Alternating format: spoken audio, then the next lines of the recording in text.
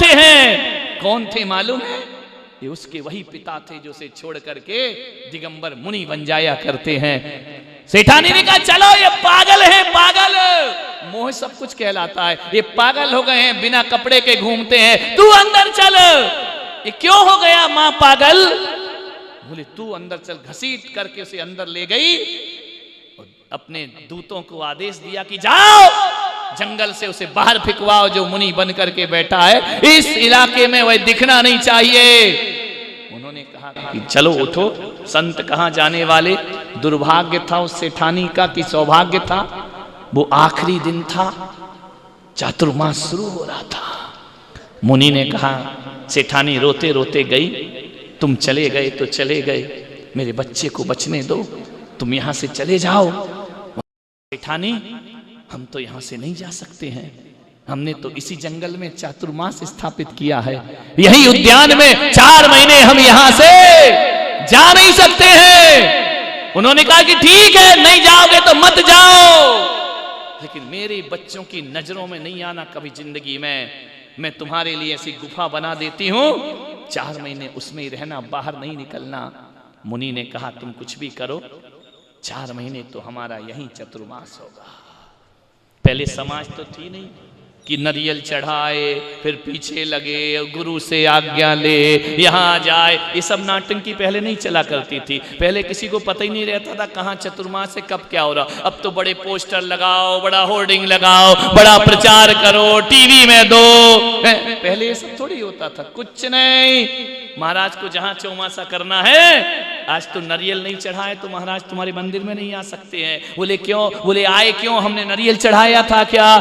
हमको भी वीजा बनवाना पड़ता है मेरे भाई, बिना उसके हमारी एंट्री नहीं। पहले ये सब व्यवस्थाएं नहीं थी, संत कहीं भी जा सकता है और संत कहीं भी आ सकता है।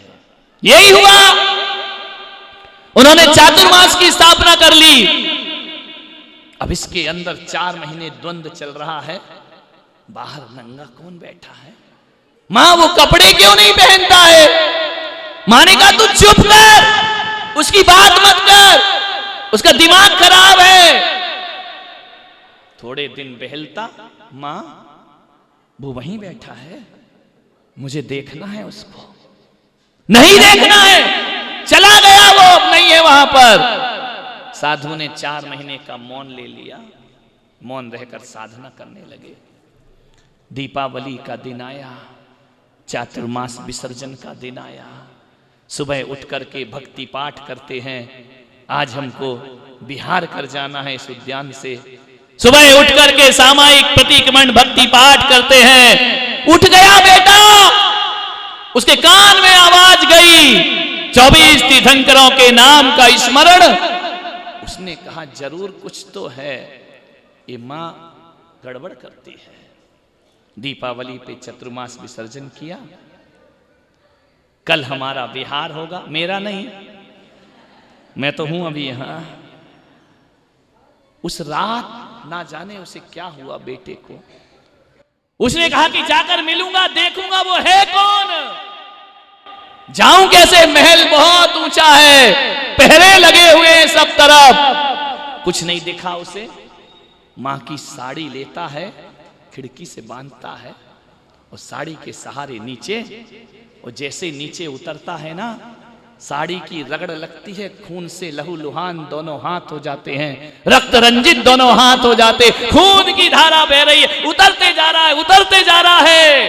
पैर फंसे हैं साड़ी में, पैर छिल रहे हैं, हाथ छिल रहे हैं, मिलूंगा जरूर चाहे कुछ भी। जैसे ही गया, रात को 12 बजे उतर गया। जाकर के देखा मुनि ध्यान में बैठे हैं, चुपचाप बैठ गया बाजू में जाकर। प्रातः काल मुनि का मौन खुला, कौन हो तुम? बच्चे ने कहा ये बताओ, मैं जो भी हूं तुम कौन हो? तुम इस उद्यान में 4 महीने से हो, तुम हो कौन? मुनि ने कहा कि बेटा मैं भी यही तलाशने निकला हूं कि मैं कौन हूं, कहां से आया हूं और मुझे कहां जाना है। मेरा कोई पता नहीं है बेटा, मैं कैसे बताऊं कि मैं कौन हूं? फिर आप कपड़े क्यों नहीं पहनते हैं? हम साधना करते हैं। किसकी साधना करते हो? परमात्मा बनने की साधना करते। ऐसे कोई परमात्मा बनता है? ऐसे कोई भगवान बनता है? भगवान कहाँ रहता है? बोले पहला भगवान तो हृदय में रहता है, दूसरा भगवान मोक्ष में विराजमान होता है। वो भगवान होते हैं। मुझे भी भगवान बनना है। नहीं पुत्र, तुम भगवान बनोगे। ये तुम्हारे हाथ से रक्त की धारा क्यों बह रही है? बोले महाराज ये सब छोड़ो, मुझे भगवान बनाओ, मुझे अभी भगवान बनना है। मुनि ने कहा कि हमारे बिहार का समय मैं भगवान बनना चाहता हूं।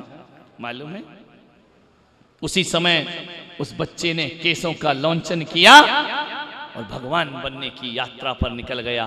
फेंक दिए पोट पर वस्त्र उतार करके फेंक दिए, रत्नों के वस्त्र उतार करके फेंक दिए, नग्न दिगंबर काया लेकर खड़े हो गए तपस्या करने। रात के अंधेरे में खड़े हैं। मालूम है कौन है? वो सुकुमाल मुनि हुआ करते हैं जो कठोर तपस्चरण किया करते हैं। सोचिए जैसे राई का दाना चुभ रहा था, जो दीपक का प्रकाश बर्दाश्त नहीं होता था, लहू लुहान वह सुकुमाल मुनि उज्जैन की उस भूमि में, शमशान भूमि में आत्मा का ध्यान करने खड़े हो जाते हैं। मालूम है 3 दिन तक श्यालिनी पैर खाया करती थी। राई का दाना जिसके बिस्तर में चुभता था, श्यालिनी ने पैर खाए। गीदड़ तन भक्ति देखे, वो मोक्ष के प्रेमी हमने कर्मों से लड़ते देखे। खड़े होकर घोर तपस्या करते हैं। उज्जैन जाओ, उज्जैनी नगरी, जहां सुकुमाल मुनि ने कठोर तपस्चरण किया है। ऐसे सुकुमाल लोग, ऐसे कमजोर लोग दीक्षा ले लेते हैं बांसवाड़ा के। तुम तो कमजोर नहीं हो ना? बोलो, राई का दाना चुभता है, राई का पत्थर पे सो जाओ तो कुछ नहीं होता है। विचार करिए, दीपक की ज्योति से आंसू आते हैं? कोई आंसू नहीं।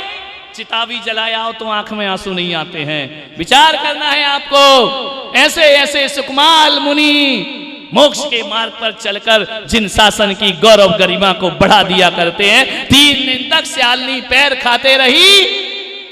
ध्यान रखना, हमारी समाज में सुकुमाल तो मुनि बन सकते हैं, लेकिन मुनि कभी भी सुकुमाल बनता नहीं है। वो तो कठोर तपस्चरण करता है, आत्मा का ध्यान करता है, आत्म कल्याण किया करता है। जीवन इसी का नाम हुआ करता है। मान्यवर, सेठानी ने देखा कि मेरा पुत्र भी चला गया, अभी लौटने वाला नहीं। तड़प तड़प कर पुत्र मोह में सेठानी मरती है, नरक गति की पात्र हुआ करती है। मान्यवर, उसी घर से 2 निर्वाण और सर्वा सिद्धि की यात्रा करते हैं, और उसी घर से मोह नरक की यात्रा किया करता है। आपसे मेरा निवेदन है, ध्यान रखना, जिंदगी को समझो। कब समझोगे? जीवन का समय कितना बचा है? प्रवचन का ही समय समाप्त हो गया है, 10:15 बज चुके हैं। कुछ नहीं जाएगा हाथ में, ध्यान रखना।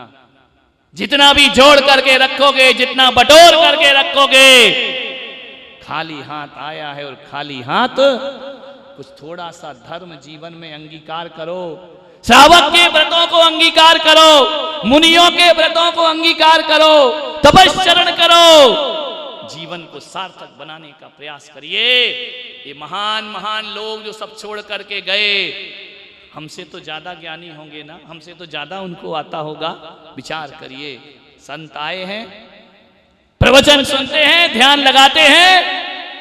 केवल प्रवचनों को सुनने का माध्यम मत बनाओ, प्रवचन को जीवन में उतारने का माध्यम बनाइए, तो आपका यहाँ बैठना सार्थक और सफल हो जाएगा। वरना 1 घंटे का मनोरंजन किया और यहाँ से चले गए, मिला क्या?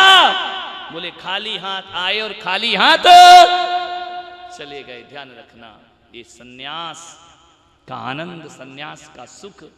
एक आदमी ने बोला, महाराज बहुत कष्ट होते होंगे।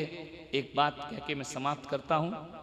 एक बात बताएं, यहाँ कोई लड़का बैठा हो जवान, आधी रात को तुम्हारी माँ की तबीयत खराब हो जाए, सिर दुखने लगे, पानी गिर रहा हो, और माँ बोले कि बेटा जा मेरे लिए दवाई ले आना, तो बेटा क्या कहेगा? माँ पानी गिर रहा, आधी रात, सो जाना, काहे को टेंशन, सवेरे ले आऊंगा, सिर ही तो दुख रहा है ना, सो जा चुपचाप। बेटा मना कर देगा। और एक बात बताओ, आधी रात को बरसते पानी में कोई छोरी बुलाए कि आना यहां मिलेंगे मंदिर के पास, तो क्या करेगा लड़का? मम्मी कहेगी मत जा, वो बहाने करके चुपचाप निकल के। माँ के समय रात क्यों दिखी, लड़की के समय रात क्यों नहीं दिखी? आपसे पूछना चाहता हूं। एक से प्रेम जुड़ा है और एक से है तो, लेकिन उतना प्रेम नहीं। जहां प्रेम होता है ना, वहां आंधी तूफान दिखाई नहीं देते हैं, वहां कष्ट दिखाई नहीं देते हैं। एक बात पूछूं, एक महिला यदि पहाड़ पे चढ़ रही है और उसको कहा जाए कि एक अटैची लेके चल, तो अटैची बहुत भारी लगती है, उठा नहीं सकती है। इतना वजन लेके, एक तो गिरनार चढ़ूं और वजन लेके चढ़ूं, ये मेरे से नहीं होगा। अरे अटैची गिरनार पर्वत तो छोड़ो, बांसवाड़ा की महिलाएं तो बस स्टैंड तक भी लेके नहीं जाती हैं। घर में ही बेचारा पति उठाता है, वो आके बैठ जाती है गाड़ी में, सोचना है अटैची नहीं उठती है, वजन लगता है। बोलिए 10 किलो का पत्थर यदि दिया जाए कि 10 किलो का पत्थर लो और संत निवास के ऊपर आओ, तो तुम आने वाले नहीं हो, तुम्हें वजन लगेगा, भारी लगेगा। एक बात बता दो महिलाओं, 10 किलो का पत्थर उठाना तुम्हें भारी लगता है, पहाड़ों पे चढ़ने में आप पत्थर को फेंक देंगे, पत्थर भारी लगता है। लेकिन 10 किलो का बच्चा हो तो क्या करोगे? विचार करिए। एक महिला 10 किलो का पत्थर लेके पहाड़ नहीं चढ़ सकती है, लेकिन 10 किलो का बच्चा लेकर पहाड़ चढ़ जाया करती है। ध्यान रखना, पत्थर बोझ होता है, बच्चा बोझ नहीं हुआ करता है। जबकि वजन दोनों का बराबर है। एक में वजन क्यों लग रहा और एक में क्यों नहीं लग रहा है? एक से प्रेम जुड़ा है इसलिए वो हल्का हो गया है, और एक से प्रेम नहीं है इसलिए वो भारी। जिस दिन परमात्मा से प्रेम जुड़ जाएगा, उस दिन मोक्ष मार्ग कभी भारी नहीं लगेगा, वही आनंद में बन जाएगा। ध्यान रखना, मोक्ष मार्ग कठिन नहीं है, बहुत सरल है। बस प्रेम जुड़ना चाहिए। प्रेम हो तो सब कुछ हो जाया करता है, सब कुछ हल्के हो जाते हैं। कहते हैं ना, जिससे प्रेम हो वो गाली भी दे दे तो अच्छा लगता है, और जिससे प्रेम नहीं है वो स्वागत भी करे तो ऐसा लगता है सब दिखावा कर रहा है, ढोंगी है, पाखंडी है, कुछ नहीं है। ध्यान रखना, प्रेम में अवगुण छिप जाते हैं, और जहां प्रेम नहीं होते वहां सद्गुण भी अवगुण बन। प्रेम दुनिया की बहुत बड़ी चीज है। ईश्वर से प्रेम जग जाए तो आदमी जीवन के कल्याण किया। आप सोचो कि आपके भाव क्यों नहीं हो रहे हैं? अभी भगवान से प्यार नहीं जगा है। जिस दिन प्यार जग जाएगा, उस दिन इस व्यवहार को छूटने में ज्यादा देर नहीं लगा करेगी। 10:15 बज रहे हैं, लड़ाई भी निपट गई, तुम्हारा ये भी निपट गया, और वो सेठानी भी निपट गई। अब तो बस और क्या है? और कैसे प्रवचन करूं तेजपाल जी? कब चलोगे? नहीं, उड़ा दिया समझा, के प्रवचन। ध्यान रखना, जो जब होना है तभी हुआ करता है। वक्त से पहले और समय से ज्यादा कुछ नहीं मिला करता है, भाग्य से ज्यादा। आप सबके जीवन में सन्यास उतरे या ना उतरे, सन्यास के प्रति प्रेम तो उतरना चाहिए। वो उतर गया, जीवन तुम्हारा कल्याणमय बन जाएगा, सार्थक हो जाएगा। कम से कम ऐसी भावना तो रखो भगवान के सामने कि भगवान आज हम नहीं ले पा रहे हैं, लेकिन जब भी मृत्यु का क्षण आए तो पीछे कमंडल हमारे हाथ में होना चाहिए। जब भी मृत्यु का क्षण आए, समाधि मरण हमारा होना चाहिए। जब भी मृत्यु का क्षण आए, हम संसारियों की तरह ना मरें, हम मरें तो संतों की तरह हमारी मृत्यु होना चाहिए। तो तुम्हारा जीवन फिर भी सार्थक हो सकता है। अंत भला सो कुदरत की देन। खत्म, हम भी जा रहे हैं। बोले महावीर भगवान की।